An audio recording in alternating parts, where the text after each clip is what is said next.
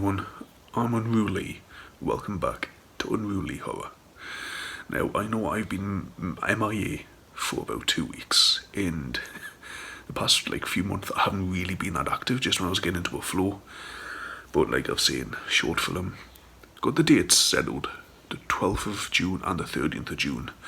We just cast someone today, so that's a big win. I think it's only 2 more people left to cast, and then we've got a full cast. If you want to check it out, go to Dark Forest Short Film on Twitter. It'll all be linked in the comment section. And check it out on Facebook as well, Dark Forest Short Film. Again, link in below. Now, I was meant to be doing, and I've been saying this for a while, a review on Annabelle, because I did The Conjuring and The Conjuring 2, and I was going to start Annabelle 2, Annabelle 3. Just to forget the names. And I'm halfway through that. I was meant to be doing it last week. Didn't have time. Completely didn't have time. So I'm thinking I need to get a video out. I just don't want this channel to be what I buy each month. I want to turn it into a proper horror channel. So I thought, another ranking video, why not? I've already ranked Chucky and I've ranked the Conjuring films. Why not rank one of the first horror series I watched as a kid? As much as I like to say Child's Play 2 was my first horror film I watched all the way through, and as much as I like to say, was it the Dawn of the Dead remake was the first bit of horror I seen as a kid, there was one horror series I was allowed to watch, and that was the Jaws series. I've watched every single one about 5 times. They are kind of horror, and I'm going by the rules of James A. Janice, horror related. And they are very much horror related. So without further ado, let's get into it. So I will be ranking Jaws, Jaws 2, Jaws 3, and Jaws the Revenge in order from worst to best. These are just my opinions. If you have a different opinion of how they should go, let me know in the comments below. I always like to interact. Anyway, without further ado, so it'll be 1, 2, 3, 4. Number 4 is, do I have to say it? Jaws the Revenge. Obviously. It's the story is, as a kid, I enjoyed it. As a kid.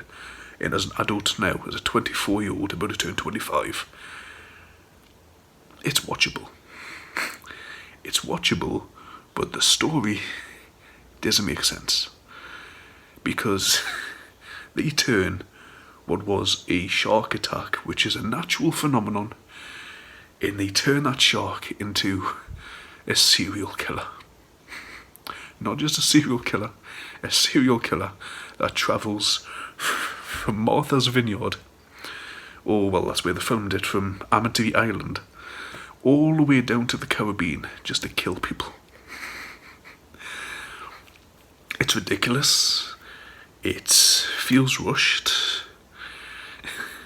It's just the story of it. The shark looks fake as hell. There's good gore, I'll say, but there's a reason, But there's a reason Michael Caine didn't watch it. It's just, the story is nonsensical. I mean, the acting's okay. The acting's good. It's just the story. It doesn't really make sense. It feels rushed. And to kill off one of the, is it Sean the kill off? Yeah, they kill off the character and then just completely skip the events of the previous film, like Jaws 3. They just completely ignore what happened in that film. It doesn't feel right. So yeah, watch Jaws the Revenge if you want some to watch to kill the time. Anyway, next up, number 3. I was fighting between the one I'm going to pick for number 3 and the one I'm going to pick for number 2, because I thought I like that one, I like that one. Which one's the worst one? And we're going in chronological order here because it's Jaws 3. I like how they show the kids who we've seen ever since the first one, in the second one, how they will see them grow up in what they're doing for jobs now. But there is some mistakes, continuity-wise.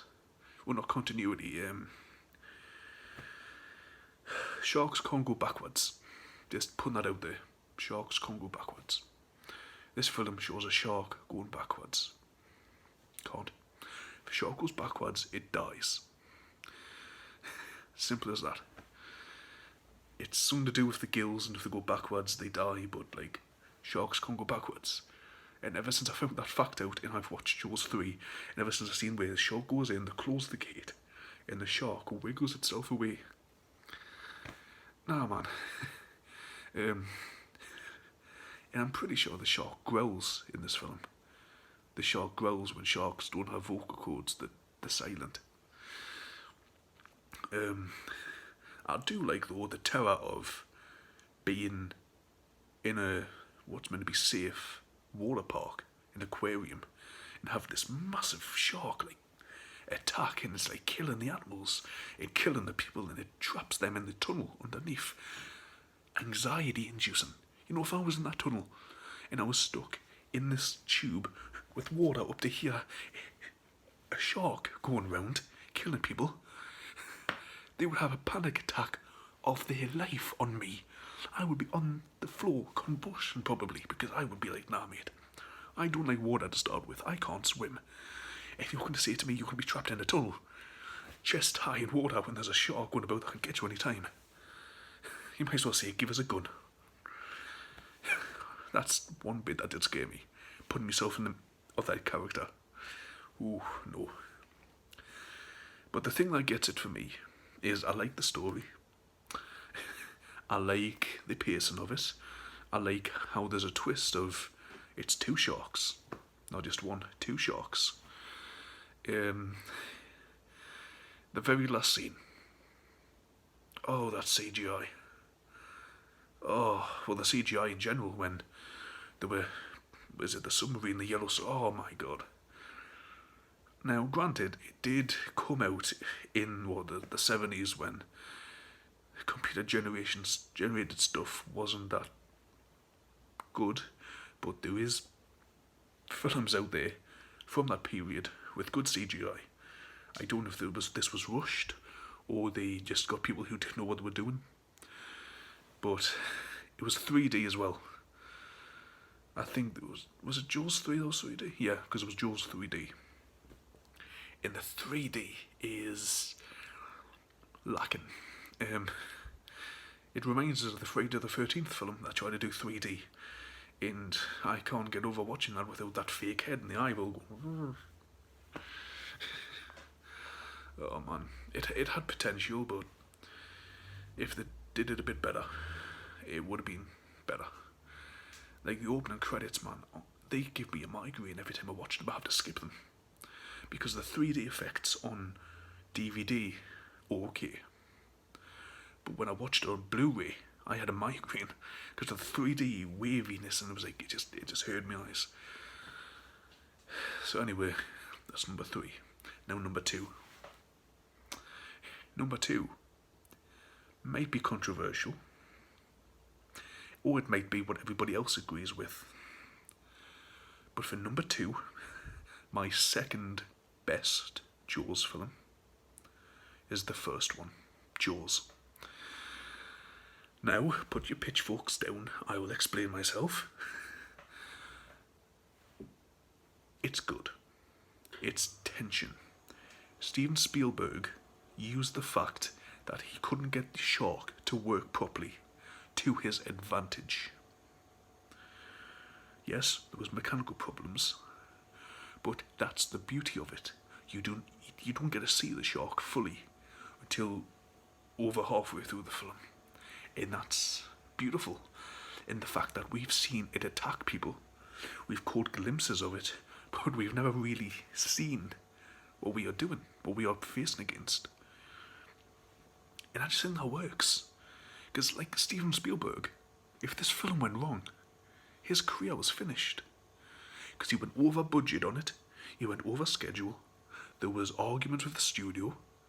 He even says if it didn't become the first summer blockbuster and the first film to gross over 100 million, he was finished. But it became successful. His career definitely got a boost from it, and he became the Steven Spielberg we know and love. I like it, even though the shark was... things went wrong with it. It was impressive, it did its job. Good old Bruce. I also liked how some of it was filmed in Steven Spielberg's pool, because he wanted to work the tension, so that when... what do you call him? Not Quint. The other one, who dives down to look for the tooth and the head pops out. They did that so many times to get the perfect, like, jump scare, sort of. And I liked it. It was the first film I watched, I think, over and over again, because my mum got listened to it. And I like Jaws, I do. One of my favourites, man. One of my favourites. But that means for number one, there can only be one. And that's Jaws 2. Jaws number 2. Now let me give me my reasons.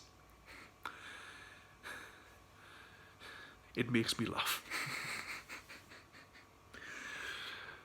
I like it. There's her screaming her head off. You got him who would later be on, and Christine. I like the premise of them stuck out on the ocean and there's a shark after them. We've seen that film so many times in different ocean-based horrors. I mean, you've got the one where it's the man and the woman trapped at sea in the need of trying to survive. You've got the film where they can't get on the yacht because the ladder's up and it's meant to be a honeymoon.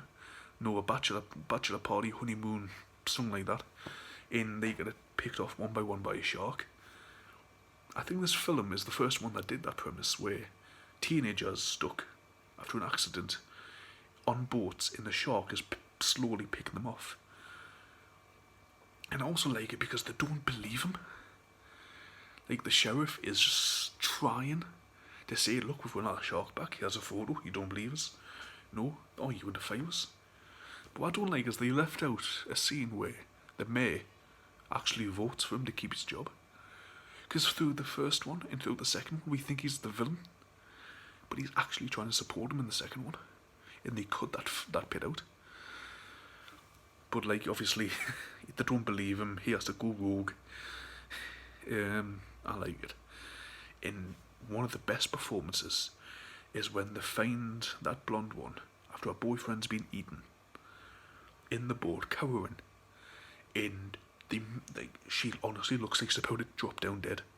She's pale, like she's hyperventilating, she's in shock obviously, and that actress pulled it off perfectly. Like, bravo to her, man. And you know, she's hugging the wife, just like, shark! Oh, that gets me every time.